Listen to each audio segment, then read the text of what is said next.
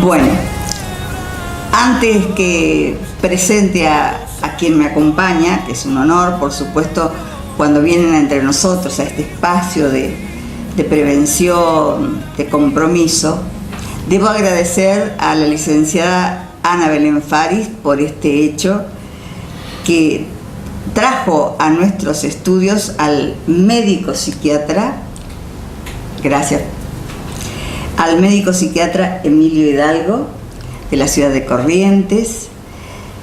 Es un especialista en tantas cosas, pero me imagino que es un ser humano especial, porque si es amigo de María Liz Fantín, de la médica, nuestra médica tan comprometida con la sociedad, indudablemente él también. Bueno, es docente en neurociencia, esa neurociencia que nos va a tener que explicar un poco. Y bueno, está invitado aquí, fue invitado para el precongreso de salud mental que se realizó el viernes próximo pasado.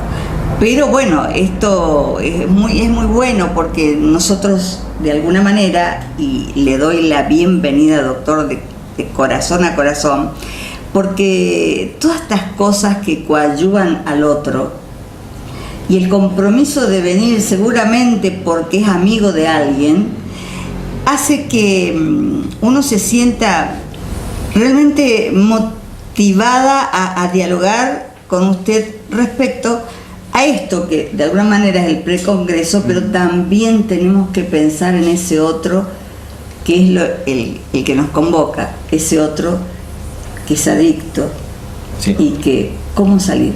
Es así. Bueno, gracias primero Beatriz y gracias por esta invitación. Gracias María Liz por la invitación para venir acá y bueno, estoy muy contento y bueno, vamos a pasar a hablar de lo que quieras, ¿no? Por favor, fundamentalmente, primero lo invitan para este precongreso para hablar de adicciones o va a hablar de lo que significa la neurociencia, porque al ser docente, claro, indudablemente va a tener un amplio espectro que lo va a estar escuchando, porque el docente puede explicar todo eso. Claro. Entonces, vamos a empezar a hacer docencia de acá. Claro. ¿Qué le parece? Sí. Comenzamos por la neurociencia. Sí, mi tema bien, justamente mezcla las dos cosas, ¿no? Son neurociencias y adicciones, es el título de lo que voy a hablar. Perfecto. La parte de neurociencia se refiere a todas las ciencias que investigan el cerebro. Hay un montón de ciencias que se encargan de investigar el cerebro, la neurología, antropología, sociología, neurobiología. Es como que en los últimos 10 años han habido tantos descubrimientos en lo que pasa dentro de nuestra cabeza, que todas esas ciencias aunadas se llaman neurociencias. Entonces encontramos, por ejemplo, uno de los famosos que habla, Manes, por ejemplo, en la Argentina, es un neurólogo. Bachrach es un neurobiólogo, que son como famosos que hablan de este tema, ¿no? Entonces, sí, la parte de las neurociencias es cómo funciona el cerebro y cómo responde frente a las diferentes situaciones. Y en este caso en particular, cómo funciona el cerebro frente a una adicción.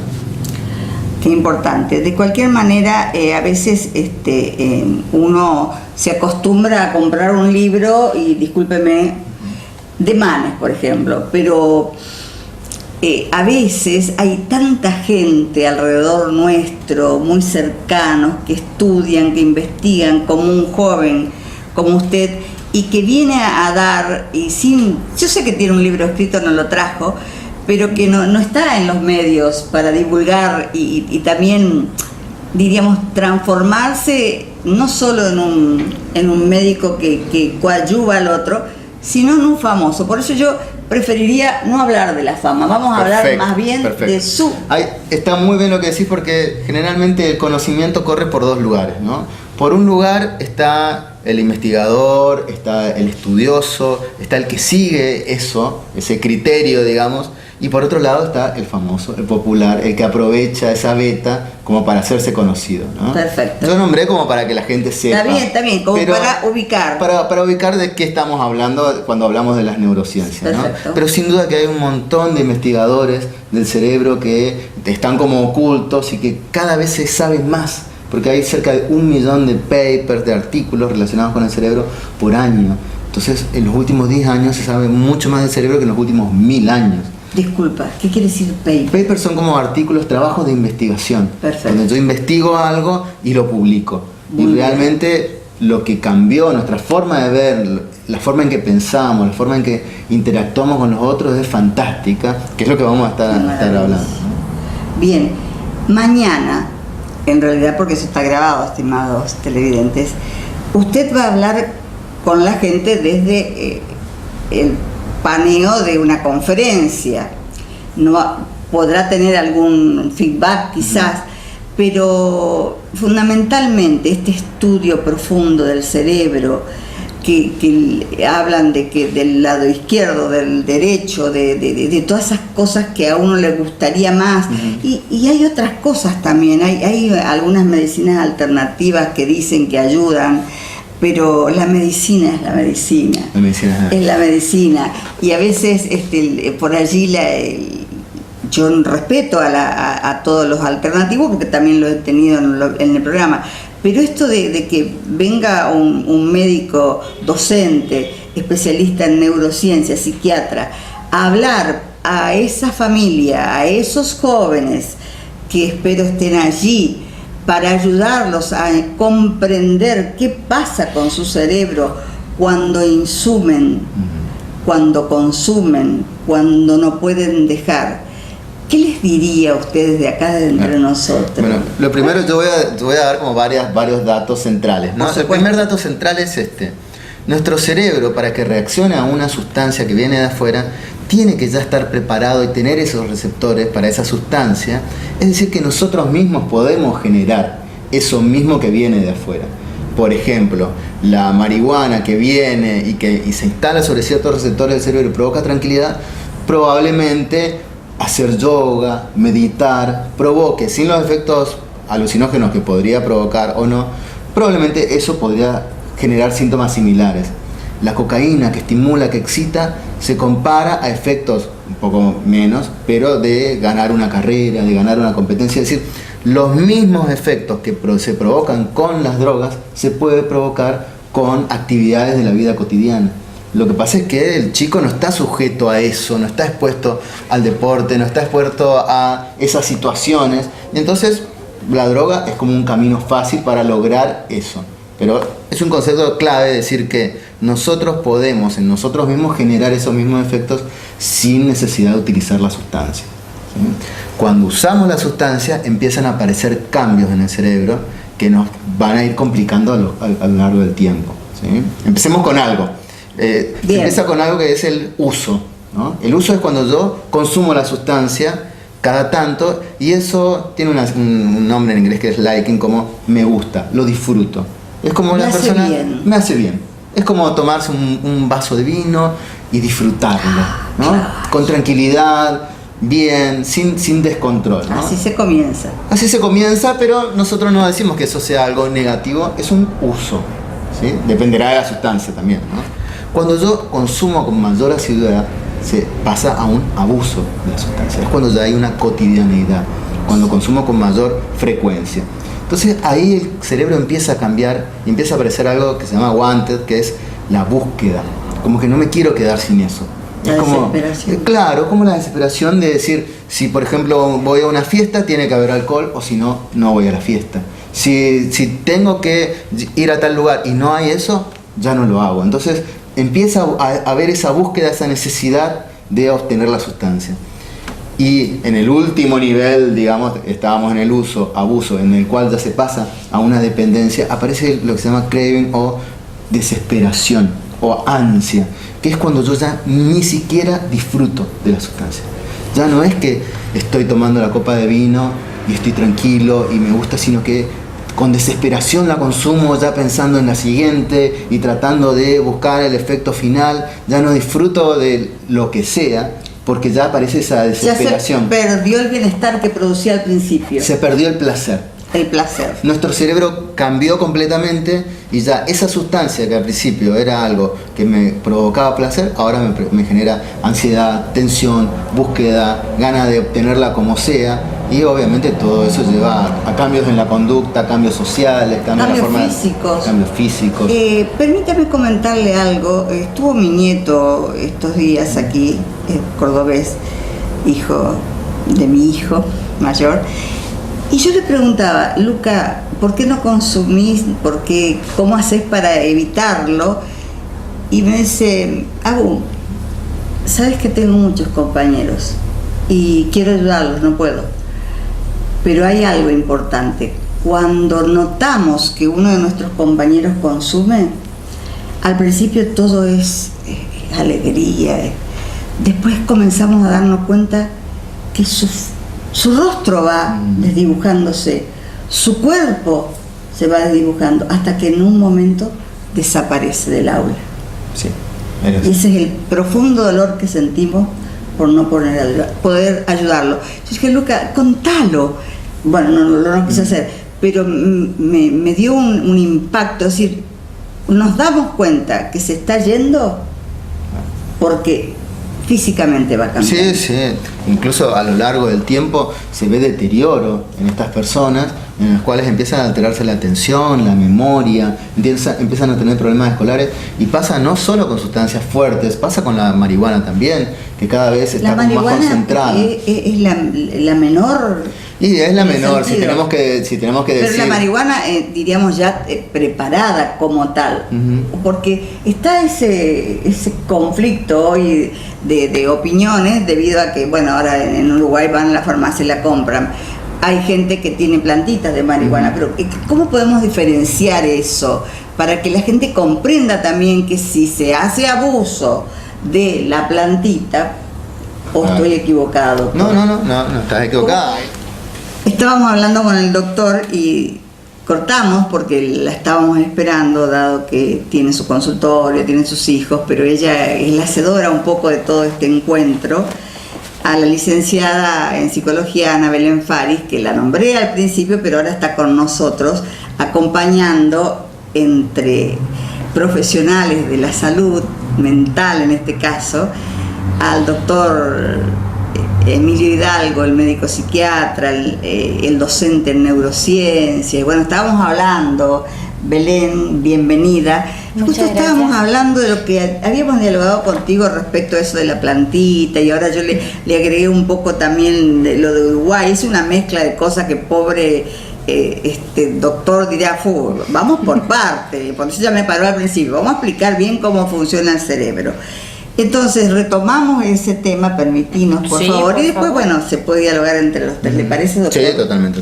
Bien, habíamos dicho que el tema de eso de decir, bueno, voy a tener la plantita, voy a comenzar, y ese comienzo a veces no es tan bien peligroso. ¿A qué atañe eso de que algunos se atreven a tener la planta y empiezan con la planta, pero después terminan con la preparación de la continúan? Es decir, el que tiene la planta generalmente es porque va a sacar de la planta, la va a secar y la va a convertir, digamos, y la va a fumar. Esa es la preparación de la sustancia. La marihuana no es que... ¿la va a preparar? La prepara y la fuma. La marihuana no es que tiene todo un proceso como la cocaína, por ejemplo, que le meten un montón de cosas. La marihuana la prensan, la secan y de esa misma plantita se la fuman. O sea, ellos necesitan trabajarla, no es como morderla. No, que eso pasa por ahí con la hoja de coca, ¿no? Claro. La hoja de marihuana o la flor de marihuana por ahí que es más pura, lo que hacen es secarla y después, tampoco quiero enseñar a hacer. No, claro. Pero de ahí lo sacan. Es importante, porque los padres tienen que saberlo. No es que lleva un Quizás proceso. los padres piensan que está fumando un cigarrillo común y silvestre. Claro, exacto. Entonces es importante lo que está diciendo. Sí, de cualquier planta se puede fumar directamente, no necesita un proceso complejo ni nada por el estilo. Muy bien, o sea que no se le agrega otro No se le agregan otras cosas, capaz que sí para que tenga una cierta consistencia, pero es la planta en sí, digamos, la que se fuma. Muy bien. Lo que está bueno aclarar hay dos cosas que hay que aclarar. Primero, que la marihuana medicinal, que está aprobada ahora en la Argentina, viene en forma de geles. Claro. Son geles, es decir, no viene para fumar ni viene de esa forma, y está tan purificada que se le sacan los efectos. Digamos que la marihuana medicinal no es una sustancia que vaya a provocar efectos parecidos a la marihuana, ¿no? El hecho de que en el Uruguay se libere esto tiene más que ver con una cuestión económica que con una cuestión realmente científica. Tiene más que ver con cobrar impuestos, con ganar dinero, que realmente que sea una sustancia inocua, porque no es una sustancia inocua. Es decir, cada vez cuando entra esta droga que se llama tetrahidrocannabinol provoca síntomas en el cerebro, y a medida que más se va consumiendo, más va provocando problemas con la atención, con la memoria, algo que se llama síndrome amotivacional, que es como una pérdida de la motivación, de las ganas, estar como aplanado constantemente. Y pasa otra cosa, se naturaliza también la sustancia y se dice como si no fuera algo tan peligroso, ¿no? Entonces tenemos que decir que los adolescentes terminan de mielinizar. Mielinizar significa que las neuronas del cerebro se rodean con una vaina de mielina, que es la que las hace funcionales. Terminan de mielinizar su cerebro juicioso, digamos, alrededor de los 21 a 22 años. Es decir, antes se decía, eso es uno de los grandes cambios, claro. Y los chicos comienzan a los 11 años. Exacto. Entonces, antes se decía que el cerebro se mielinizaba a los 5 años, después a los 10. Ahora se sabe que hasta los 22 años. El cerebro emocional, la parte de sentir cosas, se termina de mielinizar alrededor de los 11 o 12 años. Pero recién a los 21 o 22 se termina de mielinizar la parte racional del cerebro. Entonces, entre los 11 y los 22 años hay toda una ventana en la cual el adolescente quiere experimentar cosas, vivir cosas, pero no es lo suficientemente juicioso como para poder identificar hasta dónde esto le hace mal o le altera en su funcionamiento. Entonces, claro, ese es un peligro. No tenemos todavía la capacidad, queridos jóvenes, para darnos cuenta el daño que nos hacemos a nosotros mismos. Ese placer primero, ¿qué pasa después de ese placer primero? Pienso seguir al borde del sol, aunque digan lo que digan, yo soy más fuerte.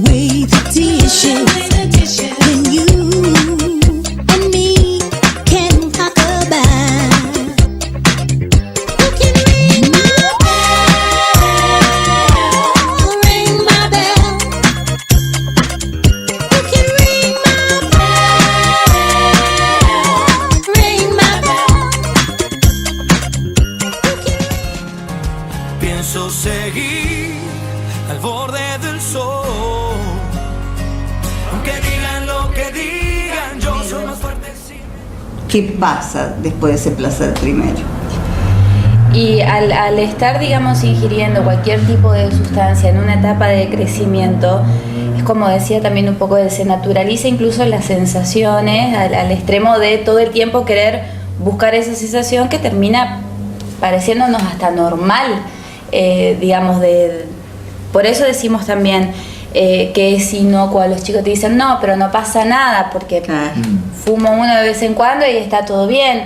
Y en realidad lo que hace es revivir estas emociones, este placer que le genera la marihuana, que por ahí no lo puede llegar a tener o no sabe cómo conseguirlo realizando algún otro tipo de actividad.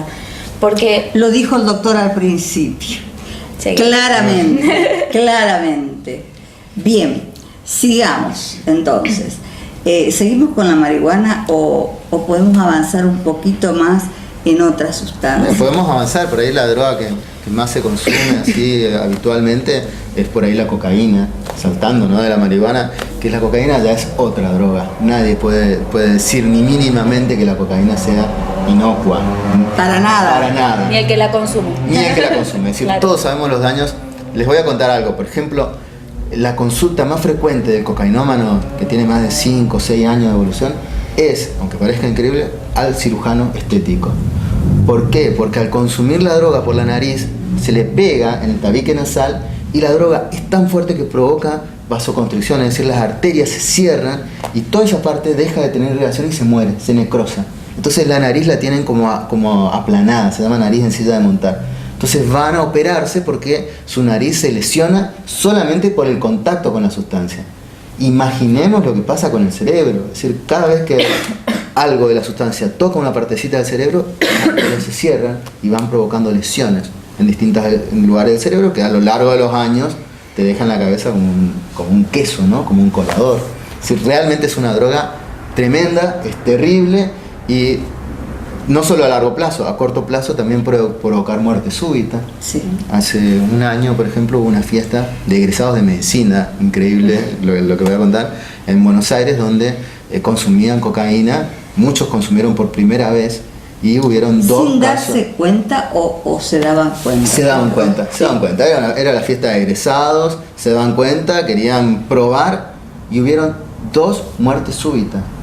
2 muertes súbitas, es decir, gente que le falló el corazón, porque el corazón empieza a latir muy rápido, si tenés algún problema te puede dar un infarto. 2 muertes súbitas en una fiesta de egresados de medicina por consumir cocaína. Es decir, incluso el primer consumo es peligroso, ¿no? Es una droga que conviene ni siquiera acercarse. De personas adultas, imagínate, de chicos que comienzan a consumir a los 14, 15, 16 años cocaína, que cuanto más consumen, para ellos significa mejor postura, digamos, sobre todo frente al grupo.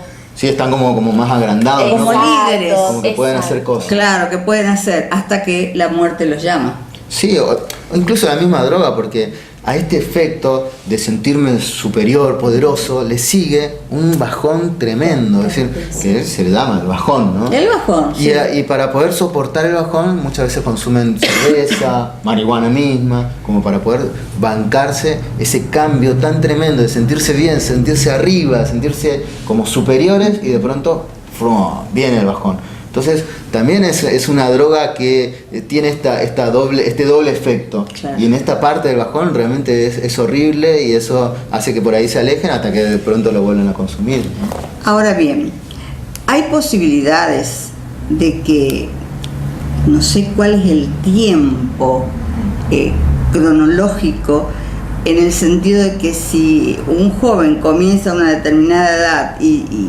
lleva 5 años consumiendo, de que pueda llegar a sanarse si se lo interna, si se lo estudia de la neurociencia. Te dejo a vos. Sí, se pueden llegar a curar eso. Digamos, como enfermedad mental, obviamente los cuidados que se tienen no son los mismos que una persona que no tiene un consumo problemático, pero a mi criterio al menos las adicciones pueden curarse, pueden hacerse un tratamiento, no siempre es necesaria la internación. Hay veces que los pacientes tienen una red que los contiene demasiado bien, entonces no necesitan un lugar donde internarse, sino que con esa red que lo apoya, el proceso es saludable igual. Claro, por eso deben existir muchas ONG. Doctor, y respecto a su trabajo en el aula, me imagino en la universidad, o no, pienso que es en la universidad. Sí, en la universidad. ¿Qué tipo de consejos dentro de la neurociencia, que indudablemente cuando está dando clase a futuros médicos, pero también a ese futuro médico? ¿Qué consejo le puede dar como para que él lleve ese mensaje al otro desde no todavía ser médico, sino ser un ciudadano común que ayude al otro a que no consuma? Sí, es como que hace ese trabajo. Sí, yo soy docente hace muchos años, sí. Y realmente el cambio que se ve en los chicos de 10 años atrás a esta parte es enorme. Entonces, por ejemplo, si antes preguntaba en mi clase, ¿no?, si alguien fumaba marihuana, nadie fumaba marihuana, o si alguien fumaba no lo decía, ¿no? Y ahora yo pregunto, y no es que fuman todos marihuana, hay un pequeño grupo, pero lo dicen. O por ejemplo... ¿Y se dan cuenta del error? Minimizan.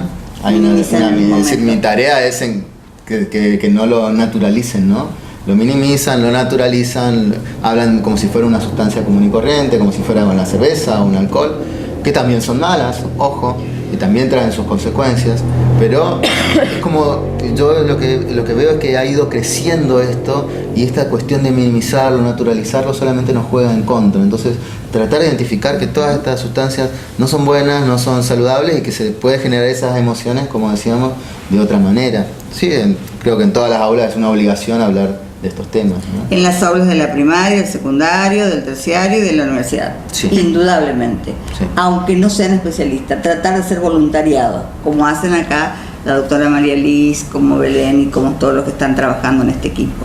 Bien, doctor, mañana usted tendrá la oportunidad de encontrarse, si Dios quiere, con muchísimo público. ¿Qué les diría a ese público, además de todo lo que estamos diciendo acá? Bueno, yo diría que, como bien decía Belén, lo más importante acá es la contención familiar. Es decir, más allá de ¿Y si no todo puede el la resto, familia? y se complica. Sí. Si no puede la familia, se complica. Es decir, nosotros tenemos que tratar de cuidar ese núcleo importante, tratar de cuidar a nuestros chicos. Si nuestros chicos están bien cuidados, estamos con ellos, sabemos qué hacen, sabemos con quiénes están, sin duda que van a correr mucho menos Ahí riesgo está el que otros secreto. chicos. Sabemos con quiénes están. Es así. Eso es fundamental. Ahora, cuando se fueron de las manos, ahí los padres recurren. Hay padres que lo negaban, ahora asumen y asisten. La asistencia del padre con el hijo consumidor, ¿ayuda o rechaza el hijo? Sí, 100% que ayuda, ¿no es cierto, Sí. Belén? Nosotros creemos, bueno, más o menos, Ya lo habíamos Beatriz, hablado. sí. Sí. Pero digamos, los jóvenes, sobre todo los adolescentes o los que están entrando a la adolescencia, los preadolescentes, necesitan un adulto de referencia que pueda contenerlos, acompañarlos, porque el proceso de dejar de consumir no es fácil. Y esto de que tengan una especie de muleta y puedan ir cambiando y creciendo juntos, hace que los riesgos de recaídas sean un poco más bajos, de que incluso si hay recaídas y tiene un núcleo que lo contiene, bueno, el chico incluso de eso puede, en vez de hacer un pozo de ese obstáculo, lo hace un escalón y puede superarse. Pero si tenemos jóvenes, adolescentes solos, es mucho más complicado. Mucho complicado. Por eso un poco lo que decía Emilio, esto de que hay que cuidar el núcleo. No es solo la familia la que tiene que cuidar su familia, sino que la sociedad tiene que cuidar a las familias. Digamos, esto de cuidar los espacios familiares, de que se hagan actividades familiares, de compartir actividades, y implica incluso un cambio cultural, no solo un cambio de aceptar que la droga está, no, de revalorizar lo que es el vínculo familiar. Fundamental, indudablemente. Doctor, no quiero que se vaya. Escúcheme, comente algo sobre ese cerebro, otra vez. Bueno, poquito, algunas de las algo, cosas que voy a decir mañana es que, o que ya las dije, es que el cerebro no es como nosotros pensamos, que nos enseñaban, por ejemplo, que las neuronas no se mueren, o que tenemos el mismo cerebro siempre. No, las neuronas se van muriendo constantemente de acuerdo a las cosas que vamos haciendo. Si yo hago algo, lo practico, esas neuronas se conservan. Si yo dejo de hacer, esas neuronas se pierden. Lo que no se usa, se pierde. Entonces, si yo, por ejemplo, soy bueno haciendo deporte y no hago deporte, de pronto ya no tengo esa habilidad. Puedo llegar a hacer deporte, pero no lo voy a desarrollar tan bien como si lo hubiese seguido haciendo. Entonces, ese cerebro tiene lugares específicos, y me parece acá muy importante o muy interesante para la gente. Hay un lugar que se llama hipocampo.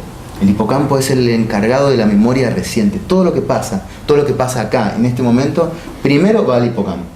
Se queda ahí 2 semanas, 3 semanas, tiempos variables, y de ahí esa memoria se organiza y va a otros lugares del cerebro. ¿Y qué pasa con lo que estaban en la memoria reciente del hipocampo? Desaparece. Se matan neuronas, se llama apoptosis, ¿no? Como si se suicidaran las neuronas para limpiar ese hipocampo. Eso se llama barrido, ¿no? WhatsApp, lavado. En la depresión, el hipocampo nunca se limpia. Entonces nos pasa algo, por ejemplo, tenemos un accidente, o perdemos un familiar, o tenemos un duelo, o algo de una pareja, y ese hipocampo queda con esa memoria, que no se borra, y que queda, y parece que fue ayer y pasó hace 6 meses. Y sigo triste por esa relación que perdí, sigo triste por ese familiar que se murió, y en realidad tiene que ver con eso, con esa memoria que está ahí encapsulada y que no la puedo sacar. Entonces ahí es donde hay un trabajo de psicoterapéutico o de medicamentos para limpiar esa memoria del hipocampo. Pero para que nos demos cuenta de que el cerebro es plástico, todo el tiempo está cambiando, constantemente. Es necesario el medicamento. En ese caso, sí. En ese caso, Es verdad lo que está diciendo, es verdad. Cuando hay un duelo y algo y queda ahí en ese hipocampo, es increíble. ¿sí? Parece que fue ayer cuando lo vi por última vez, y fue hace 3 años, o hace 5 años. Sí. Hay algo que se llama duelo prolongado. Yo también trabajo allá en Corrientes en equipo Eso de me duelo. interesa mucho lo que está diciendo. Es el primer equipo de duelo del país, de la Argentina. En la Argentina no existen los equipos de duelo. Nosotros copiamos de Colombia, porque en Argentina está muy desarrollado, me voy un ratito del tema, ¿no? Está bien, perfecto. Está muy desarrollado el cuidado paliativo, que es el cuidado cuando la persona se está por morir y los familiares. Pero no está desarrollado el cuidado al familiar que tuvo esa pérdida. Entonces nosotros desarrollamos eso en Corrientes y ahora lo empezamos a exportar, digamos, que es un equipo de profesionales dedicados a elaborar el duelo. Tenemos grupos de personas que han perdido, tenemos grupos de padres que perdieron a sus hijos, de hijos que perdieron a sus padres, personas que perdieron a su pareja.